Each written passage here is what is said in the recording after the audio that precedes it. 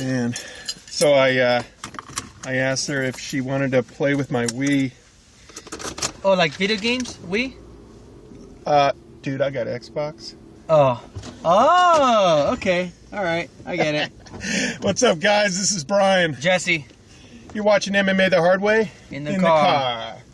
And can't think of a better way to finish off the month than a sweet little breakdown of UFC 155. Pretty stacked card. Oh, man. You know, we get to find out who is officially the baddest man on the planet.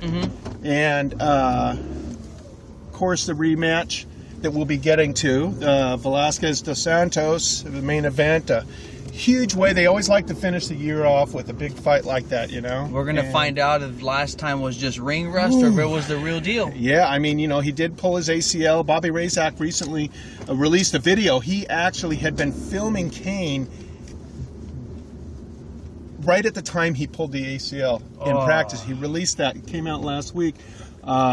And, you know, he fought. It was 14 days before the fight. But let's get ahead of ourselves. Yeah. So what we're going to do is we got 11 fights that night. And we'll just start at the bottom. Break them down.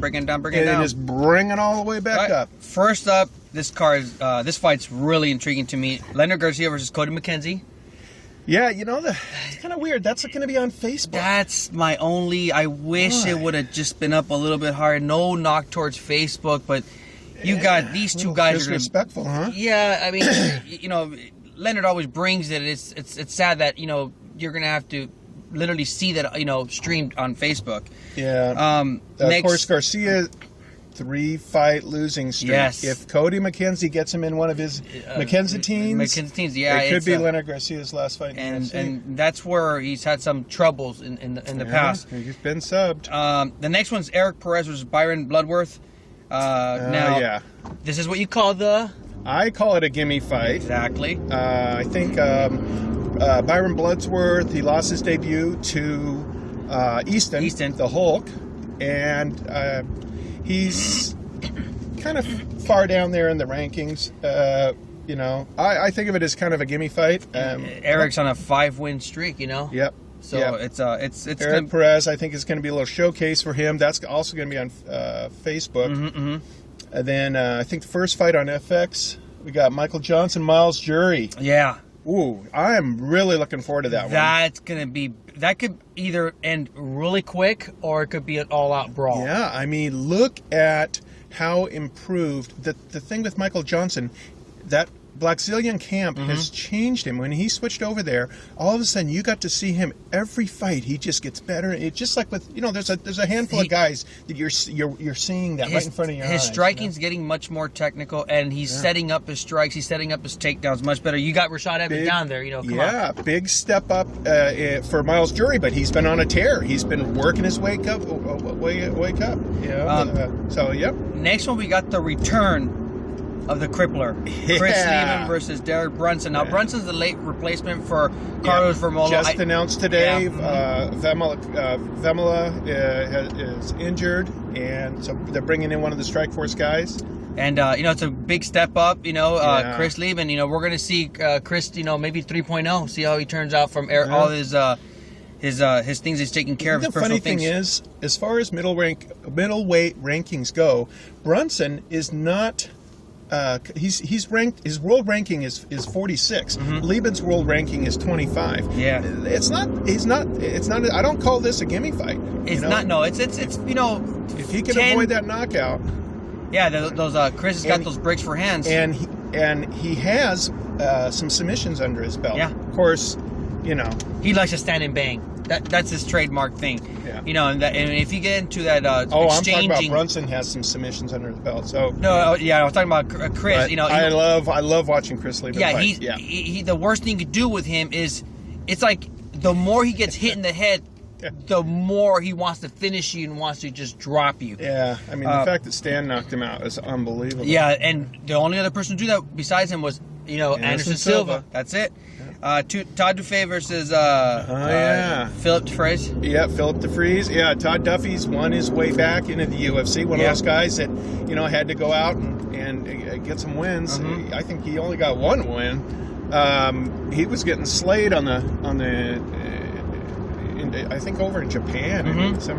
I really think that Duffy's chin is still suspect. But Philip DeFries has been going against some beasts, dude. I think he's gonna beat Duffy. That's what I was about to say. That this is Todd's got to win this. If he doesn't win this, who knows? He might have one more fight on it if they sign him to a 2-fight contract when they bring him back. So he's got to make a statement. Yep. Then I think the pay-per-view starts. I believe it starts with Eddie Wineland. Eddie Wineland and Brad Pickett. Yeah, boy, that's gonna be those good. guys are neck and neck in the rankings. I think that's very 9 and 10. 9 and 10. Yeah, very close matchup. I mean, I think that's got to be almost just dead on even as far as the way that the rankings are. And you have Wineland coming back of a really good win over Scott Jorgensen, so he just wants to keep that momentum going.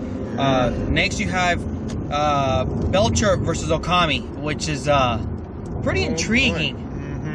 You have Belcher, of course, is known for you want to play footsies with me, Husamar? I'll play footsies with you, and I'm a big Alan Belcher fan, but I'll tell you, I see Okami coming in very hungry.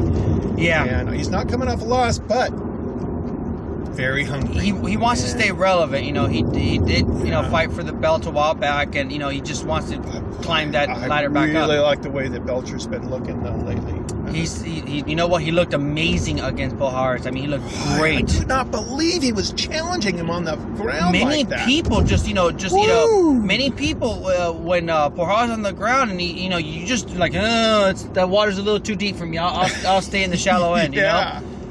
Next you have Chris Carrizo versus John Moraga. Yep, there you go. You got a classic sort of Muay Thai boxing striker versus grappler, or striker versus wrestler matchup. And you have Chris as a number 7 in the world, and Joe, you have number 16. So not too much of a big disparity, but they're both great records. But, and the thing is people they don't have a lot of name recognition, but you got to remember what are those guys? Those guys are 135ers or 125ers. Yeah, at flyweight, there aren't a lot of flyweights in the world that are high level. At this level, correct. Yeah, so these guys are the guys that a year from now could be in the title.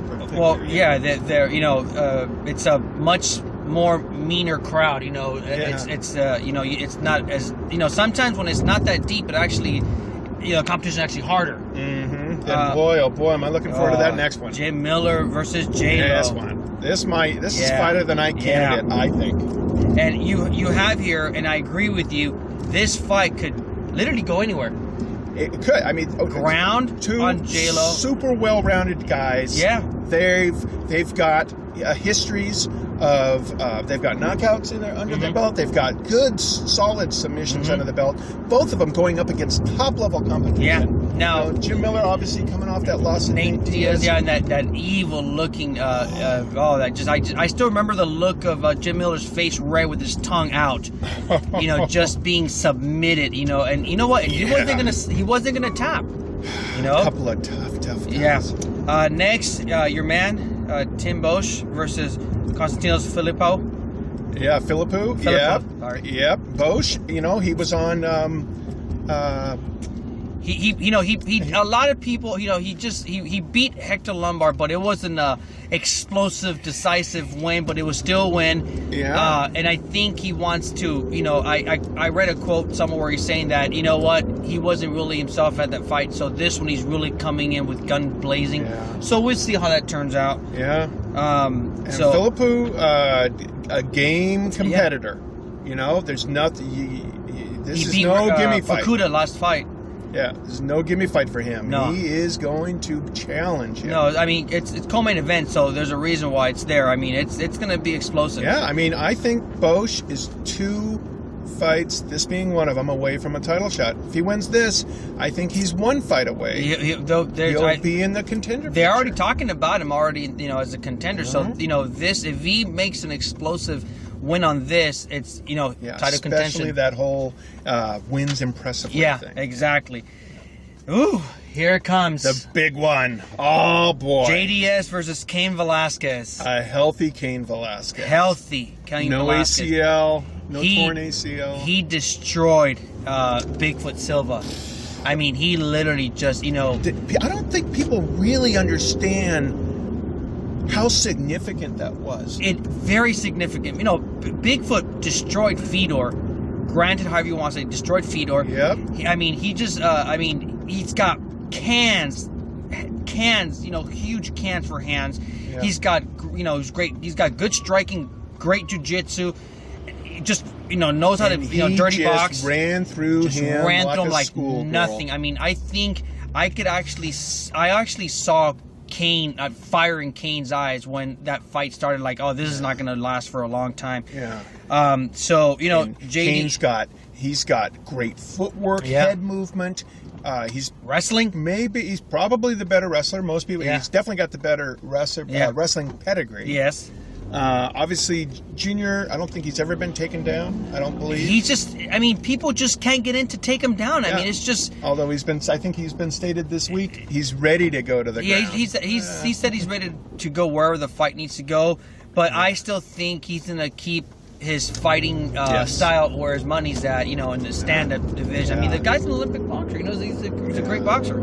So that main card we're going to see now once and for all if, like I said when we started, if that was ring rust coming off of injury, which is, hey, he's still a fighter. He still went through. It. Yeah. And now he's 100. Both of them, as far as we know, are 100%. Yeah.